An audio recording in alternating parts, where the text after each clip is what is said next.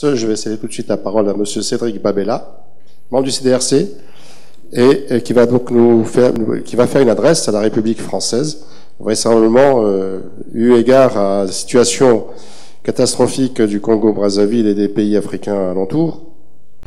Cette adresse à la République française, c'est certainement, j'allais dire, une interpellation de cette République française qui est loin d'avoir, j'allais dire, qui a une responsabilité certaine dans ses relations avec l'Afrique et des situations de ces pays africains aujourd'hui, par rapport à ce réseau de la France-Afrique.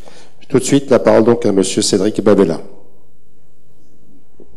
Cédric Babella, donc comme j'ai été présenté, bonsoir à tout le monde, du moins à ceux que je n'ai pas pu saluer.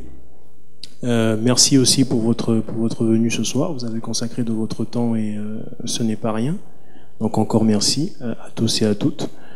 Alors, je suis membre, en effet, donc partisan du président Boukadia et membre signataire de la déclaration de la création de l'État du Sud Congo, qui a été envoyée le 14 mai, le 30 avril, pardon, 2014, à l'ONU. Et ensuite à toutes les chancelleries, l'UE, l'UA, donc l'Union africaine, l'Union européenne, et j'en passe. Mes chers voisins, mes chers collaborateurs ont suffisamment, je pense, brossé sur le livre. Moi, je vais simplement profiter de l'occasion qui m'est donnée, non pas pour brosser ce qui concerne de façon, on va dire, précise le livre, mais plutôt pour interpeller la République française, du moins ses représentants, ses élus, parce que je sais que c'est filmé et donc ce sera transcrit par un petit peu tous les moyens qu'on a en ce moment, hein, c'est dans l'air du temps, tous les moyens multimédia. Cette thématique donc des rapports Nord-Sud, si on peut appeler ça comme ça, en général, c'est une des thématiques qui me sont, du moins qui sont des thématiques pour moi de prédilection. Et là, en l'occurrence, ça va donc être le rapport France-Congo.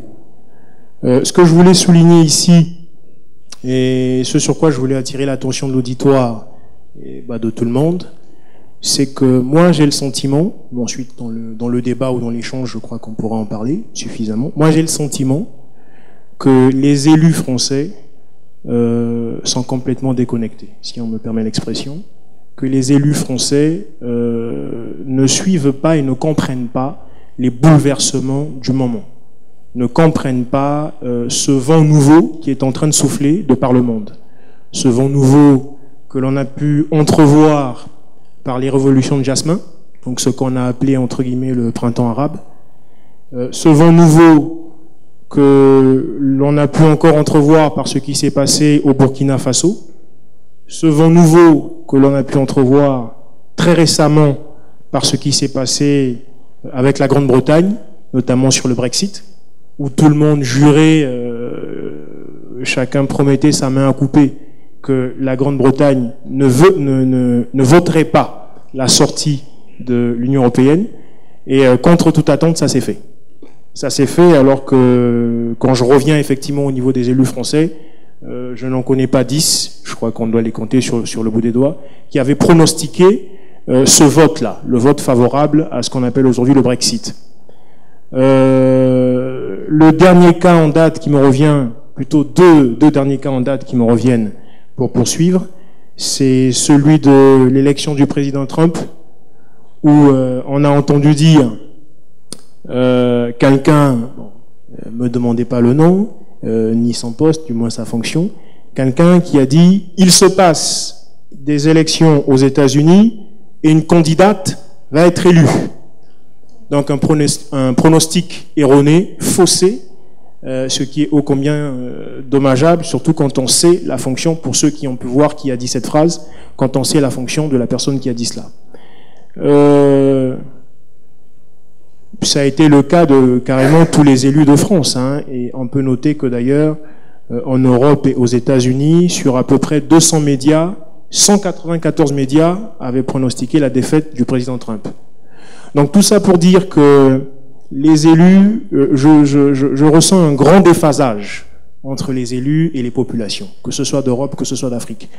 Dans le sens où ces élus-là ne perçoivent pas qu'il y a un véritable bouleversement mondial, qu'il y a un véritable mouvement qui est en train de s'opérer sous leurs yeux, mais vis-à-vis duquel ils sont totalement aveugles.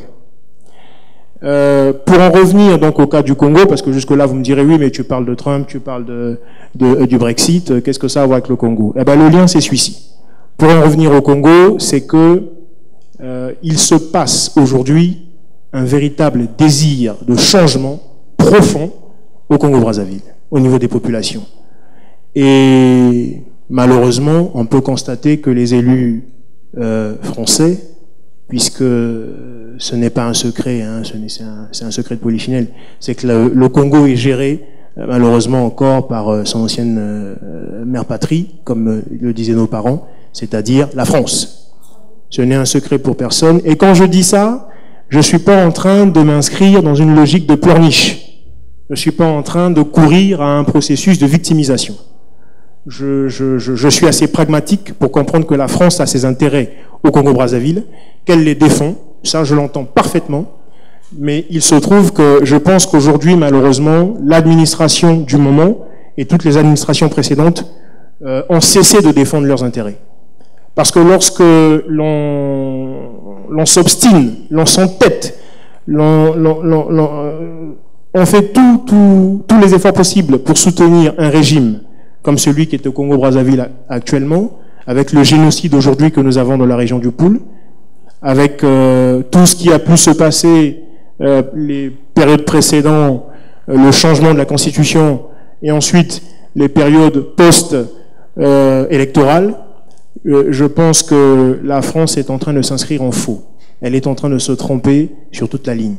Et j'interpelle les élus, puisqu'ils vont me regarder, ils vont me suivre, ils vont nous voir, je les interpelle à dire, il n'est pas encore trop tard, changez votre fusil d'épaule. Il n'est pas encore trop tard, changez votre façon de faire. J'entends très bien que vous défendiez vos intérêts là-bas en Afrique, particulièrement au Congo-Brazzaville, je l'entends. Et je vais peut-être choquer quelques-uns, je ne suis pas contre ça, parce que pragmatique, c'est normal. Moi, j'aurai des intérêts quelque part, je les défendrai. Mais en revanche, il faudrait comprendre qu'aujourd'hui, si on ne s'inscrit pas dans une logique de gagnant-gagnant, ce que nos amis outre-Manche appellent win-win situation, il faut comprendre que la France va tout perdre. En voulant tout gagner, elle va tout perdre. Ce qui rappelle un peu la fable de La Fontaine sur l'avarice perd tout en voulant tout gagner. Hein, cette histoire donc de la poule aux œufs d'or. C'est sur ça que je voulais véritablement interpeller et dire il faut tenir compte de ce bouleversement mondial. Aujourd'hui, on ne peut pas faire sans. Et donc, merci à chacun de m'avoir entendu là-dessus. Merci. Bien, merci à vous. Vous avez tout à fait raison, c'est que effectivement, cette prise de conscience du président et du gouvernement français par rapport à ces relations France-Afrique doivent être revues de façon positive. D'autant plus que nous avons la menace, si ce n'est déjà l'implantation des Chinois et des Américains dans plusieurs pays africains, qui, eux, ne s'embarrassent pas, si vous voulez, d'état d'âme. L'intérêt pour eux, c'est de préserver les intérêts économiques de leurs pays respectifs et de s'implanter tous azimuts, sans respecter, bien évidemment, le bien-être et les salaires des populations locales. Donc, souffrance encore une fois.